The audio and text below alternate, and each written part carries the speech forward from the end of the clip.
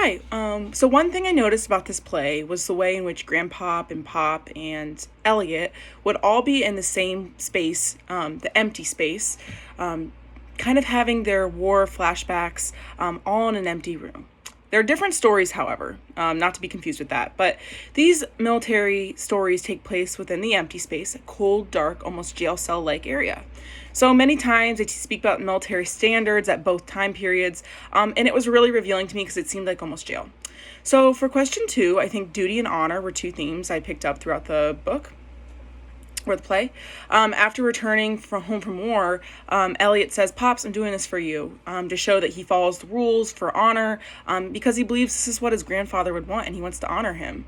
However, it seems as if Pops wouldn't want him to endure the same suffering as well.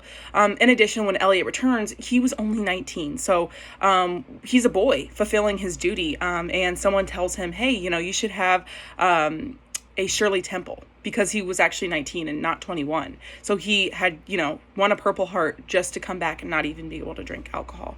So this play seems to pick at these two characteristics as a whole and really make people think about, why they feel as if they must fulfill the duty and honor.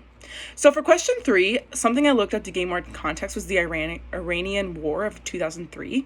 To the author, it seems as if they're in two similar ways. They're contrasting the Vietnam War as well as the Iranian War, two wars that were going in kind of to restructure their government, which those do not have, a point in some people's eyes. So the goal was for Americans to overthrow the government of Saddam Hussein.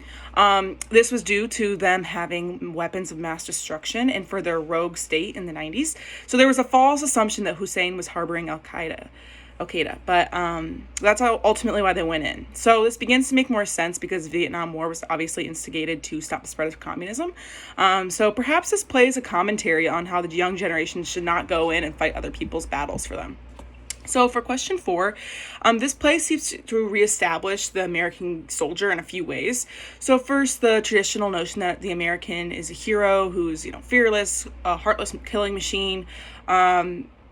It's kind of upheld, but it's kind of picked at in a way where, not every American soldier is a hero. Every person has feelings, and they're scared and bewildered as well as their opponents are. So everyone is fighting each other, but for what cause? So this is shown when Pop is in the Fugue and he walks over to the first Vietnamese man that he kills.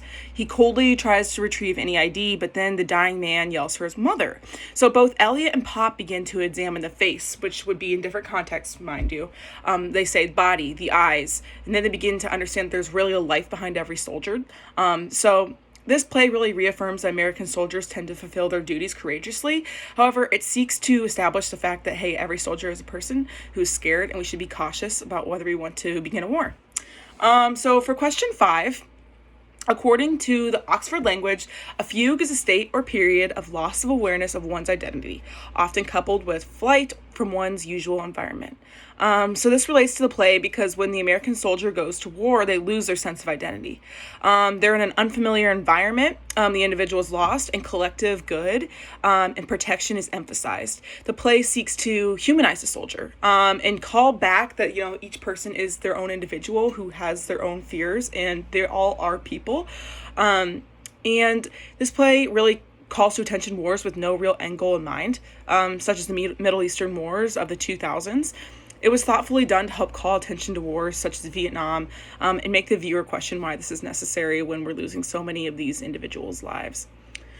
So for my questions for my classmates, so why do you think the two rooms are used? So the garden room, which was vivacious and full of life, and then the empty room.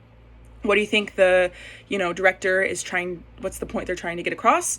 And secondly, what point of war across generations do you think Hugh Days was trying to make? Thank you.